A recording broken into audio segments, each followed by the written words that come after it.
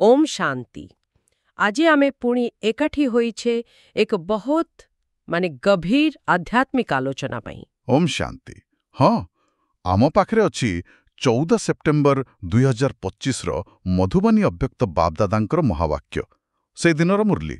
आउ देखंतु एही मुरीर गुड़िक केवल शब्द नुहे, सतरे एगुड़िक आत्मा पाई गभीर मार्गदर्शन। एकदम ठीक। आउ एहार प्रतिटी दिगकु भल भाबरे बुझिवा पाई शेष पर्यंत आम सहित रहिबा जरूरी। हाँ, आउ जदि एमिति ज्ञानर मोती नियमित पाइबाकु इच्छा ताहले आम चैनल को सब्सक्राइब करिबा विषय रे भाबी पारंती। आजिर मुख्य विषय गुड़िक कौन रहिछि? आज मुख्यतः आमे कथा हेबा बापदादांकर अपार प्रेम, स्मृतिर शक्ति आउ मुक्तिदाता हेबार आह्वान। ता सहित प्रतिज्ञा पालन केते गुरुत्वपूर्ण आउ सेवारे केमती नुआपड़ आनिबा से विषय रे। बढ़िया, चलंतु आरंभ करिबा। प्रथमे बापदादा निज पिलामानकु केमिति देखुछंती? हाँ, बापदादा जे प्रेमर असीम सागर, से निजर सबु स्नेही संतानकु देखि बहुत ही खुशी होउछंती। आउ से देखुछंती माने दुई प्रकारर स्नेह।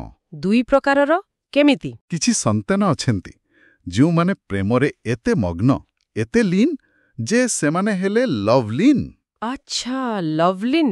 आउ किछि अछंती लवली माने स्नेही। किंतु मजार कथा होउची दुई पक्षरु प्रेमर लहरी एमिति आसुछि जे अमृत बेला पूर्वरु ही बापांक पाठरे पहुंची जाउछि। वाह, एहा तो बहुत सुंदर चित्रटिए। सते जेमिति समस्तंक हृदयरु गोटिए ही स्वर, मो बाबा, और बापांक हृदयरु भी सेही प्रतिध्वनि, मोर संतान। एकदम। आउ विशेष करी सेदिन थिला स्मृति दिवस, तो सेदिन तो प्रेमर लहरी आहुरी प्रबल थिला।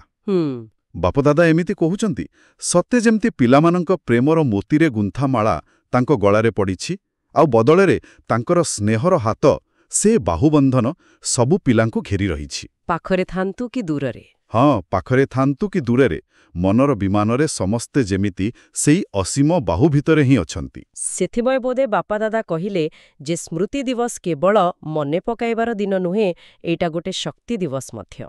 निश्चय, कारण स्मृति ही तो शक्ति आणे। से आमुकु मने पकई देउछंती सेई प्रथम स्मृति विषयरे।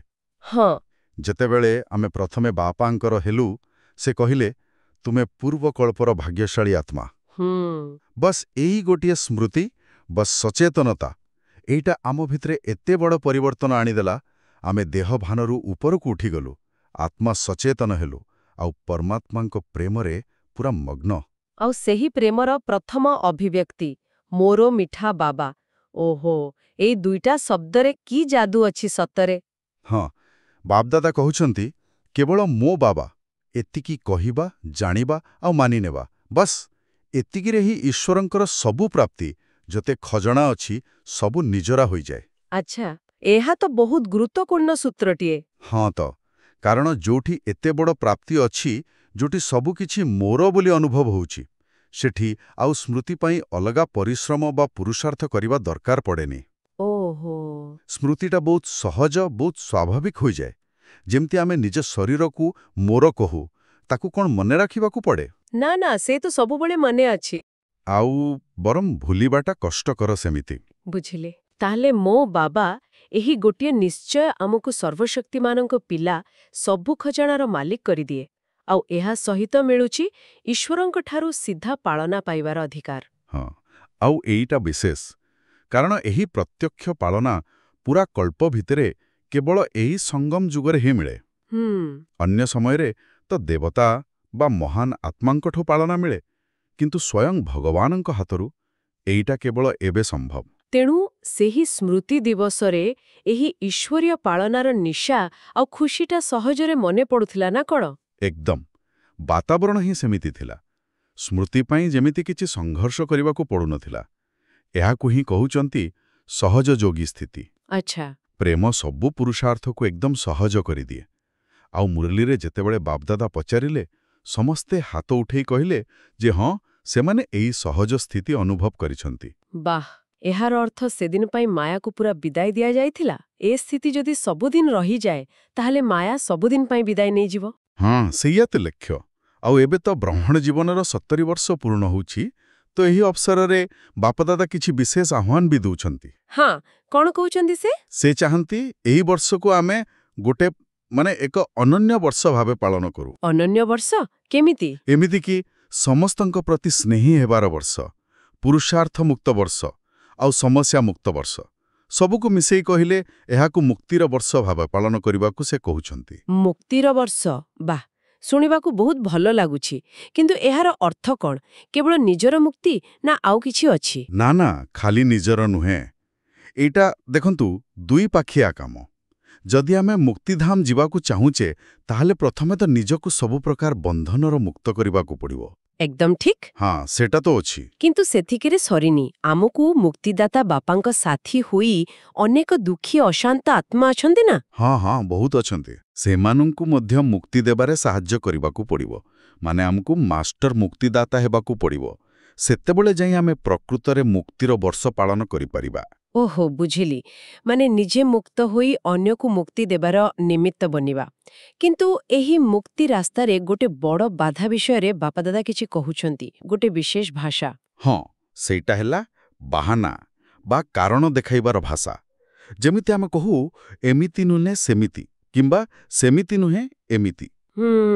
କିଛି ଭୁଲ ହୋଇଗଲେ ବା କିଛି ସମସ୍ୟା ଆସିଲେ ଆମେ କହିଦଉ, ବାବା ଦେଖନ୍ତୁ ପରିସ୍ଥିତି ଏମିତି ଥିଲା, ସେ ସେମିତି କହିଲା, ସେଥିପାଇଁ ମୋତେ ଏମିତି କରିବାକୁ ପଡ଼ିଲା। ଏସବୁ ଗୋଟେ ପ୍ରକାରର ବାହାନା କରିବାର ଖେଳ। ଆଚ୍ଛା। ଆଉ ଏଇଟା ଆମକୁ ମୁକ୍ତ କରିବା ବଦଳରେ ଉଲ୍ଟା ସମସ୍ୟା ବା ପରିସ୍ଥିତି ଉପରେ ନିର୍ଭରଶୀଳ କରାଇଦିଏ। ଏଇ ବାହାନା ସହିତ ଆଉ ଗୋଟେ ଜିନିଷ ବି ଯୋଡ଼ା, ପ୍ରତିଜ୍ଞା।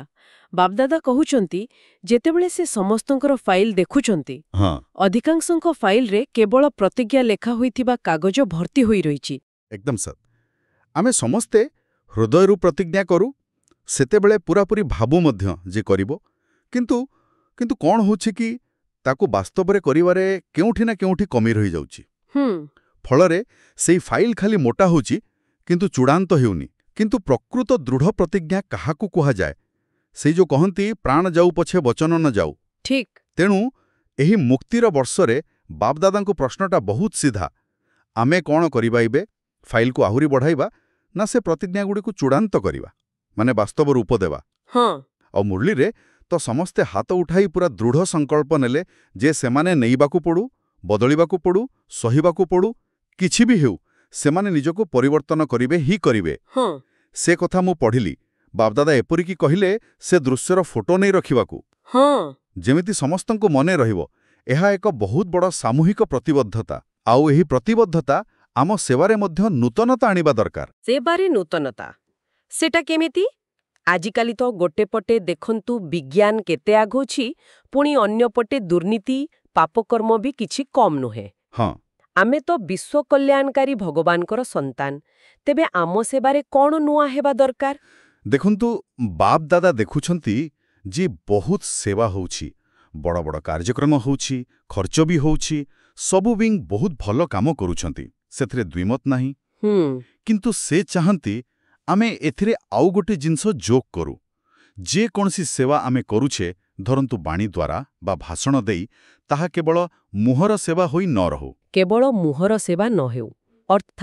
ଅର୍ଥାତ୍ ଆମର ବିଚାର, ଆମର ବାଣୀ ଆଉ ଆମର କର୍ମ, ଏ ତିନୋଟି ଯାକ ଏକା ସାଙ୍ଗରେ ଚାଲୁ, ଆଉ ସେଥିରେ ପ୍ରେମ ଆଉ ସହଯୋଗ ଭରି ରହିଥାଉ। ଆଚ୍ଛା। କେବଳ କହିବା ନୁହେଁ, କରି ଦେଖାଇବା, ଆଉ ସେହି କରିବାରେ, ସେହି କର୍ମରେ ପ୍ରେମ ଆଉ ସହଯୋଗର ଭାବନାଟା ଝଲକୁଥାଉ।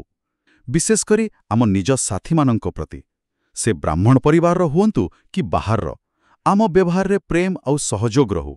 ଏହାକୁ ହିଁ କୁହାଯାଉଛି କର୍ମଣା ସେବାରେ ପ୍ରଥମ ନମ୍ବର ନେବା। ବାଃ, ଏହା ବାସ୍ତବିକ ଏକ ଗଭୀର କଥା। କାରଣ ବାପାଦାଦା କହୁଛନ୍ତି, ସେ ଯେଉଁ ପ୍ରକାରର ଫଳାଫଳ ଦେଖିବାକୁ ଚାହାନ୍ତି, ମାନେ ଯାହାକୁ ପ୍ରକାଶନ କୁହାଯାଏ, ହଁ, ତାହା ଏପର୍ଯ୍ୟନ୍ତ ସେତେଟା ଦେଖାଯାଉ ନାହିଁ।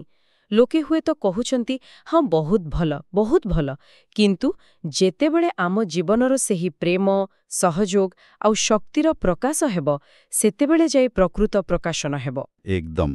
ଆଉ ଏଥିପାଇଁ ସେଇ ପୁରୁଣା ଭାଷା, ସେଇ ପୁରୁଣା ଅଭ୍ୟାସ ଛାଡ଼ିବାକୁ ହିଁ ପଡ଼ିବ।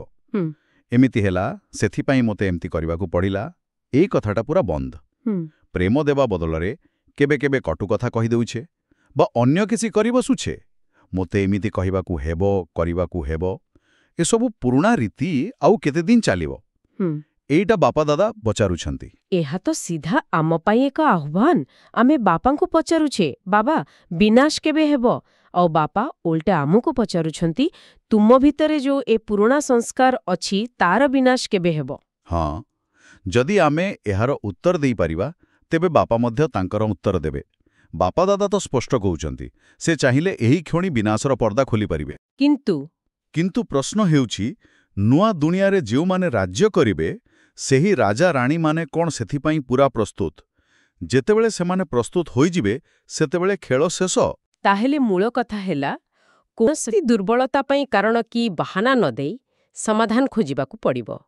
ବାପା ଦାଦା ତାଙ୍କ ବଡ଼ ଟିଭିରେ ଦିନସାରା ଆମର ଖେଳ ଦେଖନ୍ତି ବୋଲି କହିଛନ୍ତି। ହଁ ସେ ଦେଖନ୍ତି କେମିତି ଆମେ ପରିସ୍ଥିତିକୁ ଟାଳି ଦିଉ। ସେ ଏମିତି କଲା ସେଥିପାଇଁ ମୁଁ ଏମିତି କଲି। କିନ୍ତୁ ବାପା ପଚାରୁଛନ୍ତି, ସେ କଲା ତ କଲା, କିନ୍ତୁ ତୁମେ କ'ଣ କଲ? ତୁମେ ସମାଧାନ କଲ ନା ବାହାନା କରି ରହିଗଲ? ଓହୋ। ତାଙ୍କର ଆଶା ବହୁତ ସରଳ, ସମାଧାନ ଦେଖାଯାଉ, କାରଣ ଆଉ ବାହାନା ଶେଷ ହେଉ, ସମସ୍ୟା ଶେଷ ହେଉ। ଆଉ ଯେତେବେଳେ ମୁରଲୀରେ ପଚରାଗଲା ଏହା ସମ୍ଭବ କି, ସମସ୍ତେ ପୁଣି ହାତ ଉଠାଇଲେ। ହଁ, ପୁଣି ହାତ ଉଠାଇଲେ। ବାପା ଦାଦା ଖୁସି ହେଲେ, କିନ୍ତୁ ମନେ ପକେଇଦେଲେ ଯେ ସେ କାଲିଠାରୁ ଟିଭିରେ ଦେଖିବେ କାହାର କିଛି କାରଣ ବା ବାହାନା ଦେଖାଯାଉଛି କି ନାହିଁ। ବାପରେ, ଏହା ତ ବହୁତ ବଡ଼ ଦାୟିତ୍ୱ। କାରଣ ଆମେ ତ ସାଧାରଣ ଆତ୍ମା ନୁହଁ। ନିଶ୍ଚୟ। ଗୋଟେ ଆତ୍ମାଙ୍କ ଭିତରୁ ମୁଠାଏ, ଆଉ ସେହି ମୁଠାଏ ଭିତରୁ ବି ଆମେ କିଛି ଜଣ ଏହି ବିଶ୍ୱ ପରିବର୍ତ୍ତନ କାମ ପାଇଁ ନିମିତ୍ତ ହୋଇଛୁ। ଯଦି ଆମେ ହିଁ ନ କରିବା ତେବେ ଆଉ କିଏ କରିବ? ସେଇଆ ତ। ବାପା ଦାଦାଙ୍କର ପୁରା ଆଶା ଆମ ଉପରେ। ଆମେ ଯଦି ନିଜ ସ୍ଥିତିକୁ ଠିକ୍ କରିନେବା ତେବେ ଅନ୍ୟମାନେ ଆମକୁ ଦେଖି ଦେଖି ହିଁ ଠିକ୍ ହୋଇଯିବେ। କାରଣ ଆମେ ଜନ୍ମ ନେବା ବେଳେ ହିଁ ବାପାଙ୍କୁ ପ୍ରତିଜ୍ଞା ନେଇଛୁ, ଏକାଠି ରହିବୁ, ଏକାଠି ସେବା କରିବୁ, ସାଥୀ ହୋଇ ଘରକୁ ଫେରିବୁ। ଆଉ ବ୍ରହ୍ମା ବାପାଙ୍କ ସହିତ ନୂଆ ରାଜ୍ୟକୁ ଯିବୁ। ଏକଦମ। ତେଣୁ ଯେତେବେଳେ ବି କୌଣସି ପରିସ୍ଥିତି ଆସେ, ଯେତେବେଳେ ସେ ବାହାନା କରିବାକୁ ମନ ହୁଏ, ସେତେବେଳେ କ'ଣ କରିବା? ସେତେବେଳେ ଏହି ଦିନ, ଏହି ତାରିଖ ଆଉ କାହିଁକି ହାତ ଉଠେଇଥିଲୁ ସେଇ କଥାଟା ମନେ ପକାଇବା ଦରକାର। ବାବା ଦାଦା କହୁଛନ୍ତି, ଏଥିରୁ ସାହାଯ୍ୟ ମିଳିବ, ଆଉ ଏମିତି ହେବାକୁ ହିଁ ପଡ଼ିବ, କେବଳ ଆମକୁ ଟିକେ ଶୀଘ୍ର କରିବାର ଅଛି। ଆଚ୍ଛା। ଏହି ସ୍ଥିର ନିଶ୍ଚୟ ରଖିବାକୁ ହେବ ଯେ ଆମେ ପୂର୍ବ କଳ୍ପର ସେହି ବିଜୟୀ ଆତ୍ମା, ଏହି କଳ୍ପରେ ବି ସେହି, ଏବଂ ପ୍ରତିକଳ୍ପରେ ଏପରି ହେବାକୁ ହିଁ ପଡ଼ିବ। ଆଉ ସେଦିନ ତ ପ୍ରେମର ଦିନ ଥିଲା। ପ୍ରେମରେ ତ କିଛି କଷ୍ଟ ନୁହେଁ। କିଛି ବି କଷ୍ଟ ନୁହେଁ। ଶିବ ବାବା ମଧ୍ୟ ବହୁତ ଖୁସି ଯେ ପିଲାମାନଙ୍କର ବ୍ରହ୍ମା ବାବାଙ୍କ ପ୍ରତି ଏତେ ପ୍ରେମ। ଏହି ମୁରଲୀରେ ଆଉ ଗୋଟେ କଥା ଟିକେ ରୋମାଞ୍ଚକ ଲାଗିଲା। ବାପଦାଦା କହିଛନ୍ତି, ସେଦିନ ଆଗୁଆ ପାର୍ଟି ମଧ୍ୟ ତାଙ୍କ ସାମ୍ନାକୁ ଆସିଥିଲେ। ଏହି ଆଗୁଆ ପାର୍ଟି କିଏ? ହଁ, ଆଗୁଆ ପାର୍ଟି ହେଉଛନ୍ତି ସେହି ଆମର ବରିଷ୍ଠ ଆତ୍ମାମାନେ, ଯେଉଁମାନେ ନିଜ ଶରୀର ଛାଡ଼ି ଏବେ ସୂକ୍ଷ୍ମବତନରେ ବା ଆକାରୀ ଦୁନିଆରେ ରହି ସେବା କରୁଛନ୍ତି। ଓହୋ। ସେମାନେ ମଧ୍ୟ ଏଠାରେ ଥିବା ଆମ ସମସ୍ତଙ୍କୁ ମନେ ପକାଉଛନ୍ତି ଆଉ ବାପଦାଦାଙ୍କୁ ପଚାରୁଛନ୍ତି, ଆପଣ କେବେ ଆମ ସହିତ ମିଶି ମୁକ୍ତିର ଦ୍ୱାର ଖୋଲିବେ? ଆମକୁ ଗୋଟେ ତାରିଖ ଦିଅନ୍ତୁ। ଆଚ୍ଛା, ବାପଦାଦା କ'ଣ ଉତ୍ତର ଦେଲେ? ସେ କହିଲେ, ହଁ, ବହୁତ ଶୀଘ୍ର ହେବ, କିନ୍ତୁ ଏଥିପାଇଁ ଏଠାରେ ଯେଉଁ ପିଲାମାନେ ଅଛନ୍ତି ତାଙ୍କର ସହଯୋଗ ଦରକାର। କାହିଁକି? କାରଣ ସମସ୍ତଙ୍କୁ ଏକାଠି ଘରକୁ ଫେରିବାର ଅଛି। ବାପା ତ ଏକୁଟିଆ ଯିବେ ନାହିଁ, ସନ୍ତାନମାନଙ୍କୁ ସାଙ୍ଗରେ ନେଇକି ହିଁ ଯିବେ। ଏଇଟା ବାପା ଆଉ ସନ୍ତାନଙ୍କ ଭିତରେ ପ୍ରତିଜ୍ଞା। ଆଉ ଏକାଠି ଫେରିବାକୁ ହେଲେ ସମାନ ହେବାକୁ ପଡ଼ିବ। ସେ ଯୋଉ କହନ୍ତି, ହାତରେ ହାତ ମିଳାଇ ଦୁହେଁ ସାଥୀ ହୋଇ। ହାତରେ ହାତ ମାନେ ସମାନ ସ୍ଥିତି ନା କ'ଣ? ଠିକ୍ ଅଛି। ସେଥିପାଇଁ ମୁରଲୀରେ ଦାଦି ଦାଦାମାନେ ବି ପ୍ରତିଶ୍ରୁତି ଦେଲେ ଯେ ଯଦି ଏବେ ନୁହେଁ ତେବେ କେବେ ନୁହେଁ, ଏବେ ଆମ ପ୍ରତ୍ୟେକଙ୍କୁ ନିଜକୁ ଦାୟୀ ମନେ କରିବାକୁ ପଡ଼ିବ। ଠିକ୍। ଏହା ସହିତ ବାପ ଦାଦା ସାରା ବିଶ୍ୱରୁ ଯେତେ ସବୁ ସ୍ମୃତିପତ୍ର, ଇମେଲ, ଫୋନ୍ କଲ୍ ଆସିଥିଲା ସେସବୁ ପାଇଁ ଧନ୍ୟବାଦ ଦେଇଛନ୍ତି। ଆଉ ବିଶେଷ କରି ଯେଉଁ ମାତାମାନେ ବନ୍ଧନରେ ଅଛନ୍ତି, ହଁ, ତାଙ୍କର ସ୍ନେହଭରା ସ୍ମୃତିକୁ ସ୍ୱୀକାର କରି ସେମାନଙ୍କୁ ବହୁତ ମନେ ପକାଇ ଆଶୀର୍ବାଦ ଦେଇଛନ୍ତି। ଏହା ବହୁତ ଭଲ କଥା। ମୁରଲୀର ଶେଷରେ ବାପଦାଦା ଯେମିତି ସମସ୍ତଙ୍କୁ ମନେ ପକାନ୍ତି। ହଁ, ସବୁ ପ୍ରକାରର ସନ୍ତାନଙ୍କୁ, ଲଭ୍ଲି ଓ ଲଭ୍ଲିନ୍, ଜ୍ଞାନପୂର୍ଣ୍ଣ ଓ ଶକ୍ତିଶାଳୀ, ଯେଉଁମାନେ ଶ୍ରୀମତରେ ଚାଲନ୍ତି, ସମାନରେ ରହି ଅନ୍ୟକୁ ମାନ ଦିଅନ୍ତି, ସବୁବେଳେ ବିଜୟୀ ଆଉ ସହଯୋଗୀ ସନ୍ତାନ, ସମସ୍ତଙ୍କୁ ବହୁତ ସ୍ନେହ, ସ୍ମୃତି ଆଉ ନମସ୍ତେ ଜଣାଇଛନ୍ତି। ଆଉ ଏଇ ମୁରଲୀର ଆଶୀର୍ବାଦଟି ମଧ୍ୟ ବହୁତ ବହୁତ ଗୁରୁତ୍ୱପୂର୍ଣ୍ଣ। ହଁ, ଆଶୀର୍ବାଦଟି ହେଲା ସର୍ବଦା ପ୍ରସ୍ତୁତ ରହି ସ୍ପଷ୍ଟ ବୁଦ୍ଧି ଲାଇନ୍ ଆଧାରରେ ପ୍ରଥମ ନମ୍ବରରେ ପାସ୍ କରନ୍ତୁ। ସର୍ବଦା ପ୍ରସ୍ତୁତ, ଏଭର ରେଡି, ଏହାର ଅର୍ଥ କ'ଣ? ଏହାର ଅର୍ଥ ହେଲା ବ୍ରାହ୍ମଣ ଜୀବନର ଏହା ହିଁ ବିଶେଷତା। ଆମ ବୁଦ୍ଧିର ଲାଇନ୍ ଏତେ ସ୍ପଷ୍ଟ, ଏତେ କ୍ଲିୟର ରହୁ ଯେ ବାପାଙ୍କର ସଙ୍କେତ ମିଳିଲା କ୍ଷଣି ଆମେ ପ୍ରସ୍ତୁତ। କିଛି ଭାବିବାକୁ ସମୟ ନଥିବା ସେତେବେଳେ। କିଛି ନାହିଁ। ହଠାତ୍ କିଛି ପ୍ରଶ୍ନ ଆସିପାରେ, କିଛି ସେବା କରିବାକୁ କୁହାଯାଇପାରେ, କିମ୍ବା ଅନ୍ତିମ ବିଦାୟର ସମୟ ବି ଆସିପାରେ। ସେହି ମୁହୂର୍ତ୍ତରେ ବୁଦ୍ଧିରେ କୌଣସି ପରିସ୍ଥିତି ବା ସମ୍ପର୍କୀୟଙ୍କର କଥା ଆସିବା କଥା ନୁହେଁ। ଯଦି ଏମିତି ହୋଇପାରିଲା, ତେବେ ଯାଇ ପ୍ରଥମ ନମ୍ବରରେ ପାସ୍ କରିହେବ। ବାଃ! ଆଉ ସ୍ଲୋଗାନଟି ହେଉଛି ମନକୁ ଶକ୍ତିଶାଳୀ କରିବା ପାଇଁ ନିଜକୁ, ଆତ୍ମାକୁ ଈଶ୍ୱରୀୟ ସ୍ମୃତି ଓ ଶକ୍ତିର ପୋଷଣ ଦିଅନ୍ତୁ। ଏହା ତ ସ୍ପଷ୍ଟ, କିନ୍ତୁ ଶେଷରେ ଯେଉଁ ଅବ୍ୟକ୍ତ ସଙ୍କେତ ଅଛି ସେଇଟା ଟିକେ ଚିନ୍ତା କରିବାକୁ ବାଧ୍ୟ କରୁଛି। ହଁ, ଏହା ବହୁତ ସୂକ୍ଷ୍ମ କିନ୍ତୁ ଅତି ଗୁରୁତ୍ୱପୂର୍ଣ୍ଣ ସତର୍କବାଣୀ। ବାପଦାଦା କହୁଛନ୍ତି, ଏବେ ପ୍ରେମର ଅଗ୍ନି ଜଳାଇ ଯୋଗକୁ ପୁରା ଜ୍ୱାଳାମୁଖୀ କରିଦିଅ। କିନ୍ତୁ ସେ ଦେଖିଛନ୍ତି ଅନେକ ସନ୍ତାନ ଯେତେବେଳେ ସ୍ମୃତିରେ ବା ଯୋଗରେ ବସୁଛନ୍ତି, ସେତେବେଳେ ଆତ୍ମା ସଚେତନ ହେବା ବଦଳରେ ସେବା ବିଷୟରେ ଭାବୁଛନ୍ତି, ସେବାର ଯୋଜନା କରୁଛନ୍ତି। ଏଥିରେ ଭୁଲ କ'ଣ? ସେବା ବି ତ ବାବାଙ୍କର କାମ। ଭୁଲ ଏଇଠି ଯେ, ଦେଖନ୍ତୁ, ଯୋଗ ସମୟଟା ହେଉଛି ନିଜକୁ ଶକ୍ତି ଭରିବାର ସମୟ, ଆତ୍ମା ସଚେତନ, ଅଶରୀରୀ ସ୍ଥିତି ଅଭ୍ୟାସ କରିବାର ସମୟ। ଆଚ୍ଛା। ଯଦି ଅନ୍ତିମ ମୁହୂର୍ତ୍ତରେ ଯେତେବେଳେ ଶରୀରରୁ ଅତୀତ ହେବାର ଅଛି, ସେତେବେଳେ ବାବାଙ୍କ ବଦଳରେ ସେବା ମାନେ ପଡ଼ିଯାଏ, ତେବେ ସେହି ଗୋଟିଏ କ୍ଷଣର ପରୀକ୍ଷାରେ ଫେଲ୍ ହୋଇଯିବେ। କାହିଁକି? କାରଣ ସେବା ବିଷୟରେ ଭାବିବା ମଧ୍ୟ ଏକ ପ୍ରକାର ଦେହ ଭାନରେ ଆସିବା।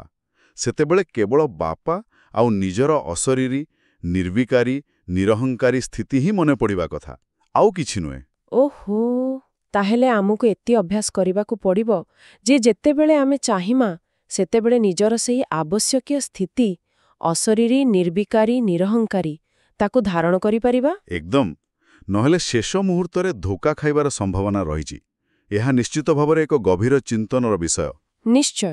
ତାହେଲେ ଆଜିର ଆଲୋଚନାରୁ ଯେଉଁ ମୁଖ୍ୟ ଶିକ୍ଷା ମିଳିଲା, ହଁ, ସେଗୁଡ଼ିକ ହେଲା ପ୍ରେମ ଦ୍ୱାରା ସହଜ ଯୋଗୀ ହେବା, ନିଜକୁ ମୁକ୍ତ କରି ମାଷ୍ଟର ମୁକ୍ତିଦାତା ବନିବାର ଆହ୍ୱାନ। ବାହାନା ଛାଡ଼ି ସମାଧାନ ସ୍ୱରୂପ ହେବା, ସେବାରେ ବିଚାର, ବାଣୀ, କର୍ମକୁ ଏକାଠି କରି ପ୍ରେମ ଓ ସହଯୋଗ ଦେଖାଇବା, ଆଉ ସବୁବେଳେ ଅନ୍ତିମ ପରୀକ୍ଷା ପାଇଁ ପ୍ରସ୍ତୁତ ରହିବା। ଏକଦମ। ବାଃ! ଏହି ମୂଲ୍ୟବାନ ଆଲୋଚନା ପାଇଁ ଆପଣଙ୍କୁ ବହୁତ ବହୁତ ଧନ୍ୟବାଦ। ଆଶା କରୁଛୁ ଆମ ଶ୍ରୋତାମାନଙ୍କୁ ମଧ୍ୟ ଏଥିରୁ ନିଜ ଆତ୍ମିକ ଯାତ୍ରା ପାଇଁ ନିଶ୍ଚୟ ନୂଆ ପ୍ରେରଣା ମିଳିଥିବ। ନିଶ୍ଚୟ ମିଳିଥିବ।